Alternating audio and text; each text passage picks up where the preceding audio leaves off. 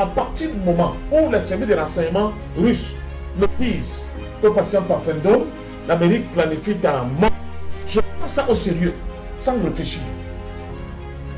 Parce que notre histoire nous montre qu'ils en sont capables. Il y a des antécédents en ce qui concerne. L'histoire africaine, des luttes africaines nous montrent que les États-Unis en sont capables.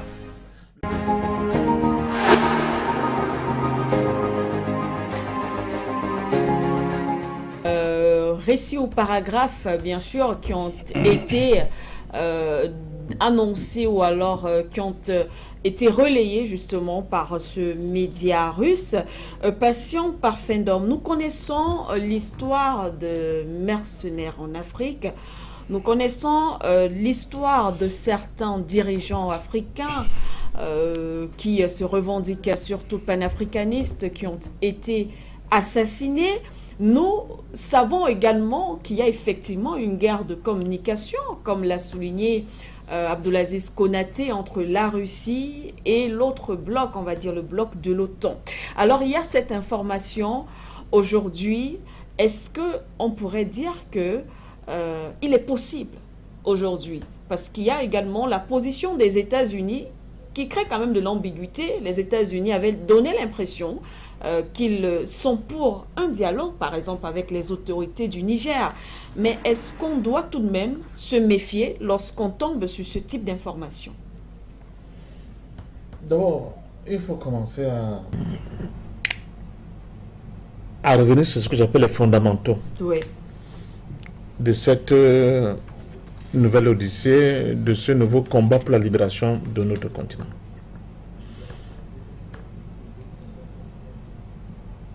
L'impérialisme est le stade suprême du capitalisme. Les patrons du capitalisme mondial, donc de l'impérialisme mondial, ce sont les Américains. Oui.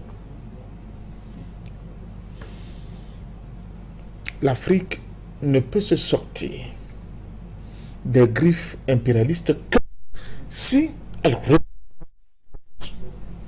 la doctrine, les éléments, les codes que l'impérialisme mondial impose à notre continent. Oui.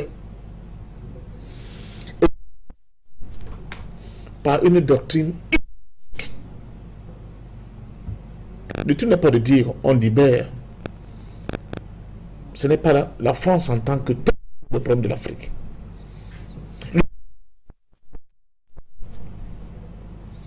Quand on navigue et on donne aux autres et on donne aux autres parce que soi-disant on se serait libéré de X ou Y, la structure économique, la structure politique, la structure culturelle, la structure sociale, si vous allez demeurer à la périphérie du monde. Parce que c'est le néolibéral nous a situés. Vous ne pouvez pas sortir de là sans remettre en cause les dogmes et les pratiques impérialistes. Premièrement. Oui. Deuxièmement, je ne prendrai pas les précautions de mon ami Konaté. À partir du moment où les services de renseignement russes me disent que patient Parfendom, l'Amérique planifie un mort, je prends ça au sérieux, sans réfléchir. Parce que notre histoire nous montre qu'ils en sont capables. Il y a des antécédents en ce qui concerne. L'histoire africaine, des luttes africaines nous montrent que les États-Unis en sont capables. Le plus emblématique, si on peut le prendre, c'est Lumumba. C'est la CIA qui organise la mort, la liquidation de Patrice Emery Lumumba. A même réussi, vous que les gens aiment beaucoup parler des histoires, n'est-ce pas, de la diplomatie, les conditions. Quand vous entrez dans une ambassade, vous êtes protégé par ce pays. Oui. Il a même entré dans l'ambassade des États-Unis, on allait le chercher là-bas, devant l'ambassadeur américain, on l'a exécuté. Donc c'est pas ça le problème. Donc moi, que les Russes l'aient dit, et qu'un média aussi sérieux que Sputnik l'a écrit, je prends tout ça au sérieux. Moi je pense tout ça au sérieux. On Nigériens de muscler le jeu sur des questions sécuritaires et de faire leur part.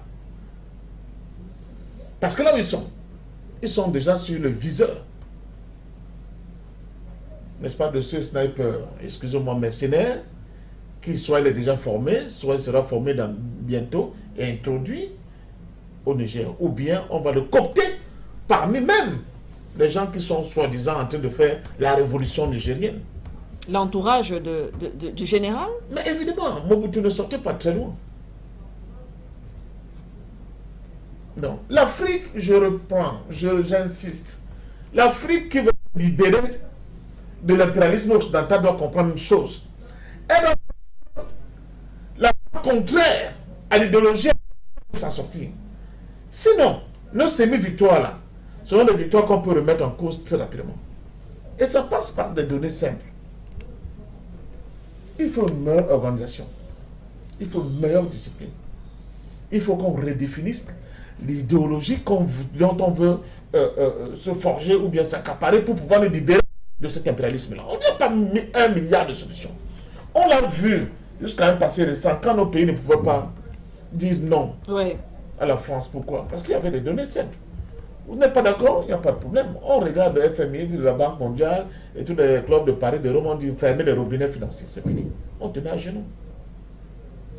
C'est maintenant qu'on commence à avoir la possibilité de nous adresser à plusieurs acteurs sur le plan de la finance internationale, qu'on commence à sortir la tête de l'eau. Mais ce n'est pas suffisant. Ce n'est pas suffisant. Sankara est mort comment? Thomas Sankara est mort comment? Le jour où la presse occidentale avait pensé qu'ils en avaient marre, ils se sont arrangés avec Oufouette, avec la France, ils l'ont liquidé. Par qui? Par quelqu'un avec qui il dormait pratiquement sur le même lit.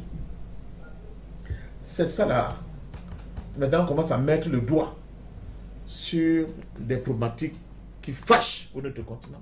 Le truc n'était pas de dire on est dans la rue, on a chassé les Français, ils sont partis, mais il y a des mécanismes, des mécaniques qu'il faut mettre en place pour, un, s'assurer qu'on ne va plus vivre des Sankara ni des Lumumba. Deux, pour être sûr qu'on sera enfin capable d'organiser notre capacité à nourrir tous les gens qui sont au front et qui se battent dans notre peuple en général, sans oublier les médias comme les vôtres. Parce que tout à l'heure, Konaté l'a dit, que vous avez pété le premier média à en parler. Ça semble anodin. Mais l'une des batailles qu'il ne faut jamais perdre dans une confrontation comme celle-là, c'est la bataille médiatique, évidemment.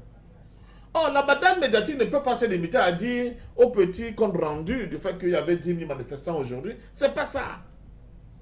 Il faut être capable de marteler de manière répétitive les plans ourdis dans l'ombre qu'on essaye de mettre en exécution. C'est pour ça que moi je tire chapeau à Sputnik. Ce que Sputnik fait là, mais c'est une œuvre salutaire comme vous ne pouvez pas imaginer. Quand on tuait les Lumumba, quand on tuait les Sankara, les Oumnoben n'avaient pas ça. On montait les plans, quelques initiés étaient au courant et on les liquidait.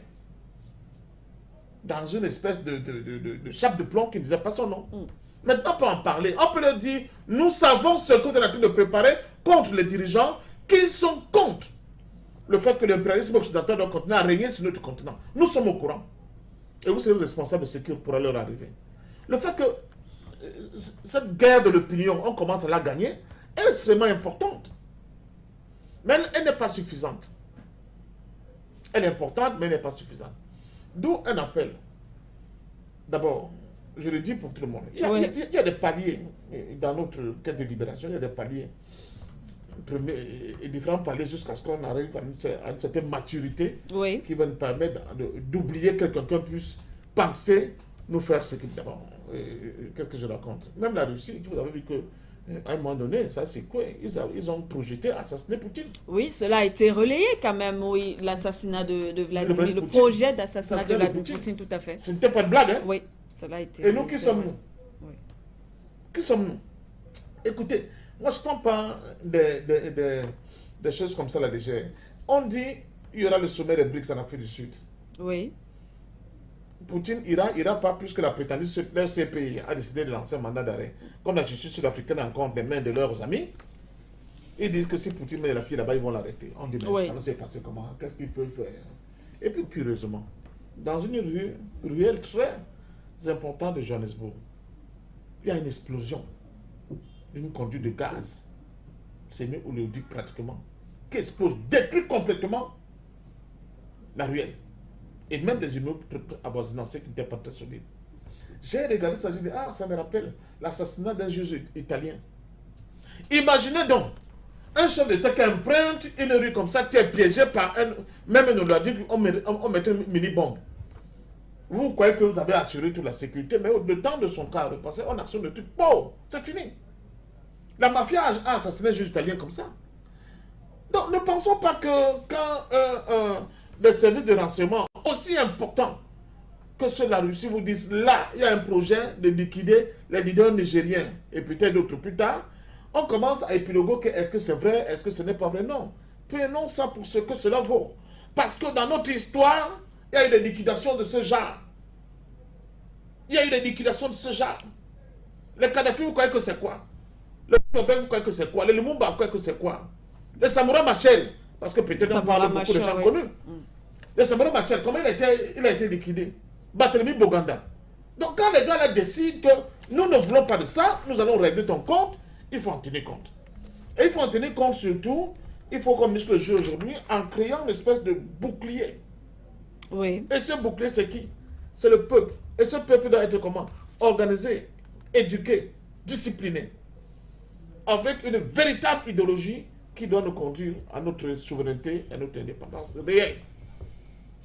Si on l'a compris, tant mieux. Si on ne l'a pas compris, on va commencer à continuer à avoir les précautions d'usage que je comprends parfaitement de la part de mon ami Konaté. Parce que oui, nous sommes dans une guerre. C'est aussi une guerre de communication. Ça aussi, on ne peut pas l'ignorer. On ne peut pas l'ignorer. Oui, bien sûr. Mais en attendant que les États-Unis apportent un démenti, avec des preuves concrètes à cette section des Russes, pour moi, je le prends pour argent comptant, d'autant plus qu'il a donné un élément qui est très important. Le Niger a décidé de revoir la hausse du prix d'achat de son uranium. Mon cher ami, c'est une déclaration de guerre. C'est une déclaration de guerre. Pourquoi? Parce que nous sommes encore dans le chemin impérialiste. Pour eux, nous ne devons pas lever la tête jusqu'à ce niveau. Excusez-moi de prendre cette expression qu'on tire de ma peuple. Nous ne devons pas. Qui sommes-nous? Qui êtes-vous? Pour commencer à nous contrarier jusqu'à ce niveau. Alors, si c'est vous qu'on a la tête de pont de cette tentative de nous tenir tête, on va t'éliminer. Malheureusement pour l'Afrique, souvent ces prédictions se sont avérées vraies. N'oubliez surtout pas de vous abonner et d'activer la cloche de notification pour ne rater aucune de nos prochaines vidéos.